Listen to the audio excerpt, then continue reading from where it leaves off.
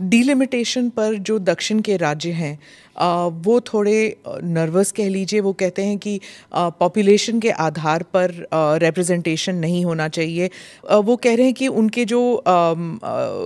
उनकी जो पहचान है वो खतरे में है। देखिए,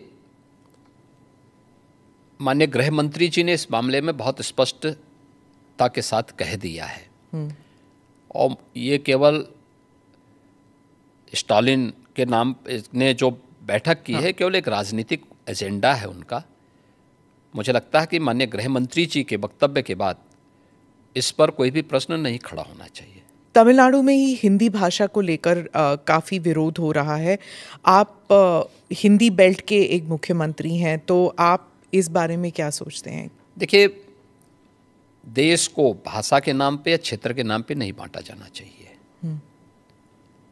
और हम आभारी हैं प्रधानमंत्री मोदी जी के, जिन्होंने वाराणसी में लगातार काशी तमिल संगमम की इस बार 30वें संस्करण को भी यहाँ पे आयोजित करवाया।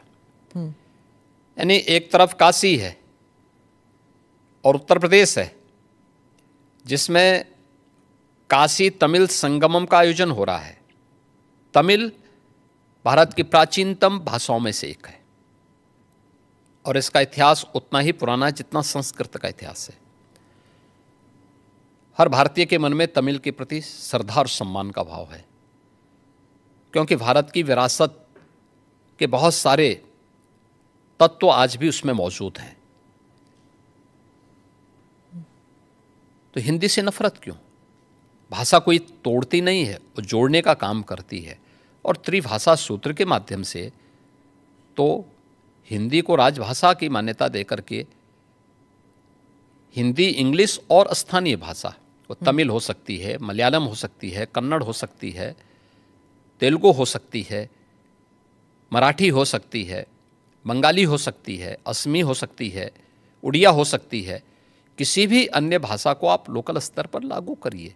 ये तो देश के अंदर एकता का संदेश देने वाला, उत्तर से दक्षिण तक, पूरब से पश्चिम तक पूरे भारत को एकता के सूत्र में जोड़ने वाला माध्यम है। और मुझे लगता है कि भारत का राष्ट्रगान भी इसी बात का संदेश देता है। ये केवल एक संकीर्ण राजनीति है। जब इन लोगों के वोट बैंक खिसकते हैं तो ये लोग इसी प्रकार की क्षेत्रीयता की और भाषाई आधार पर बांटने की दुर्विसंधि करते हैं। जनता जनार्दन को देश की एकता के लिए इस प्रकार के किसी भी षड्यंत्र से हमेशा सचेत रहना चाहिए। कर्नाटका में और तमिलनाडु में, खासकर इन दोनों राज्यों में कई लोगों का मानना है कि जब यूपी या बिहार के जो हिंदी स्पीकिंग स्टेट्स के लोग जाते हैं और वहाँ पर बसते हैं, 10-15 साल भी रहते हैं, पर वहाँ की स्थानीय भाषा नहीं बोलते, हिंदी ही बोलते हैं और ऑटो रिक्शा वालों के साथ या फिर किसी रेस्टोरेंट में हिंदी में ही बात करते हैं, स्थानीय भाषा में नहीं करते। लेकिन उन राज्य से जब लोग उत्तर प्रदेश आते हैं तो हिंदी बोल लेते हैं, हिंदी में ही बात करते हैं, क्योंकि कामकाज की जो भाषा है वो हिंदी है। तो क्या समस्या आ रही? मैं कहता हूँ कि हमें हर भाषा को सीखना चाहिए। हम तो यहाँ उत्तर प्रदेश के विश्वविद्यालयों में तमिल भी पढ़ा रहे हैं, तेलुगु भी पढ़ा रहे हैं, कन्नड़ भी पढ़ा रहे हैं, मलयालम भी पढ़ा रहे हैं, और यही नहीं पढ़ा रहे हैं, हम लोग विदेशी भाषाओं को भी यहाँ पढ़ा रहे हैं यहाँ के विश्वविद्यालयों में। ये तो नेशनल एजुकेशन पॉलिसी में भी ये सारे प्रावधान किए गए हैं। तो अगर हम यहाँ तमिल पढ़ा सकते हैं, तेलुगु पढ़ा सकते हैं, मलयालम और कन्नड़ पढ़ा सकते हैं, मराठी पढ़ा सकते हैं। कल ही मैं बिठूर में गया था, नानाराव पेशवा के पावन जयंती कार्यक्रम के साथ जुड़ने के लिए गया था।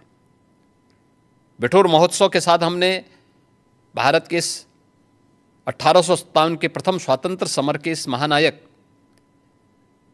के सम्मान के साथ बिठूर महोत्सव को जोड़ा था। नानाराव पेशवा के ही महल में बचपन में महारानी लक्ष्मीबाई ने तीरंदाजी भी सीखी थी, युद्ध कला सीखी थी, और वहीं से उन्होंने युद्ध के सारे गुण सीखने के बाद फिर 1857 में अंग्रेजों को परास्त किया था। अगर हम इन सभी भाषाओं को उत्तर प्रदेश के विश्वविद्यालयों में पढ़ा सकते हैं तो तमिलनाडु के विश्वविद्यालय में भी अगर हिंदी पढ़ा दी जाए, क्या बुरा है? मुझे लगता है कि हमें थोड़ा विराट स्वरूप रखना चाहिए देश के लिए। कुछ क्षण तो देश के लिए निकालो।